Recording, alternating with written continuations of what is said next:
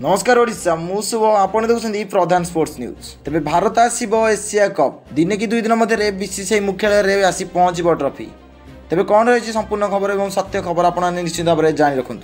भारतीय क्रिकेट नियंत्रण board BCCI आशा करुचे जे एशिया कप ट्रॉफी गोटे कि 2 दिन मध्य यार मुंबई मुख्यालय रे पहुँचब किंतु जदि यह न हुए तेबे एक प्लान बी प्रस्तुत रखी बीसीसीआई ताऊँ आसंता नवेम्बर 4 रे दुबई रे हेबाकुथिबा अंतर्जातीय क्रिकेट परिषद बैठक रे यह मामला को उठाଯିବ। एपरिक पाकिस्तान क्रिकेट बोर्ड उपरे कटकणा कि जरिमाना लगाइबा लगी बीसीसीआई दाबी करें। तेज आउ गोटे कथा जानी रखुन जे पुणी थे भारत पाकिस्तान मुहांमुही हे।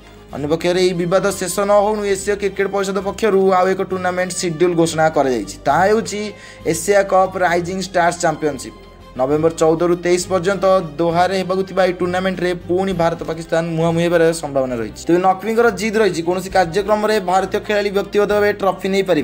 भारत पाक मध्य तिक्तता एशिया कप फाइनल रे भिन्न दृश्य देखा मिलता। मैच पर पाकिस्तान खेलाड़ी हाथ मिले न भारतीय क्रिकेटर एसब विषय तो आपने जानी थे। तेज किंतु देखा अन्य न्यूज अपडेट सहित देखा जाऊ कौन हो। नमस्कार, जय जगन्नाथ, जय हिंद।